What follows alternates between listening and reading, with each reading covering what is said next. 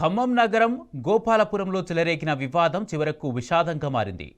అల్లరి ముక్కలు గంజాయి బ్యాచ్ దాడిలో గాయపడిన ఓ యువకుడు చికిత్స పొందుతూ చనిపోయాడు. భార్యాభర్తల గొడవ, కుటుంబ సభ్యుల మధ్య జరిగిన వివాదంలో కాంగ్రెస్ సానుభూతి పరులుగా చెప్పుకుంటూ కొందరు తలదూర్చి కార్తీక్ అనే వ్యక్తిని విచక్షణారహితంగా కొట్టారు. దాడిలో తీవ్రంగా గాయపడ్డ కార్తీక్ చికిత్స పొందుతూ సోమవారం కన్నుమూశాడు. దాడికి పాల్పడిన బోడ శ్రవణ్ అనే వ్యక్తికి మంత్రి పొంగిరెడ్డి మద్దతు ఉందని బాధితులు ఆరోపిస్తున్నారు.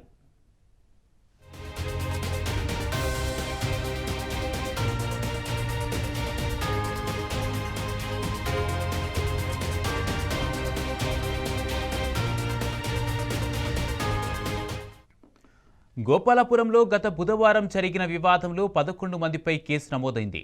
ఈ కేసులో 7గురిని రిమాండ్కు పంపించారు. ఇద్దరు పరారీలో ఉండగా దాడిలో తీవ్రంగా గాయపడి ప్రభుత్వ హాస్పిటల్లో చికిత్స పొందుతున్న ఇద్దరిలో కార్తీక్ అనే వ్యక్తి మరణించాడు. కాంగ్రెస్ నాయకుడు బోడ శ్రవణ్ ఈ గొడవలకు కారణమంటూ మృతుని కుటుంబ సభ్యులు ఆరోపించారు. మంత్రి ప్రధాన అనుచరుడు బోడ శ్రవణ్ దౌర్జన్యం వల్లే నిండు ప్రాణం ఫలైందని ఆవేదన వ్యక్తం చేశారు. బోడ శ్రవణ్ అతని అనుచరులు కలిసి కార్తీక్ను కొట్టి చంపారని, తమకు న్యాయం చేయాలంటూ కోరుతున్నారు. నా తమ్ముడు రాము, మా ఇద్దరికి నాకు నా భర్తకి ఇంట్లో గొడవ జరిగింది. తను రోడ్డు మీదకి వచ్చి నేను చచ్చిపోతా అని చెప్పి మమ్మల్ని బెదిరించి రోడ్డు మీదకి వచ్చిండు.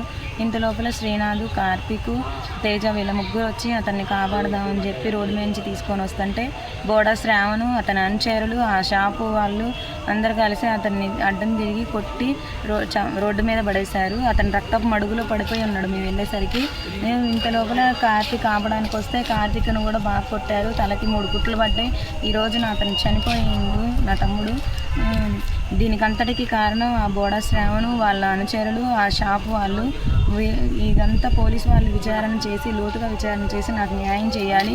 నేను పోలీస్ స్టేషన్లో 50,000 తీసుకున్నా, అమ్మాయి కాంప్రమైజ్ అయింది, మీరు ఎందుకు కేసు పెట్టారు అని చెప్పి అడిగారంట. నేను ఎప్పుడు కాంప్రమైజ్ అవ్వలేదు, నేను 50,000 తీసుకోలేదు.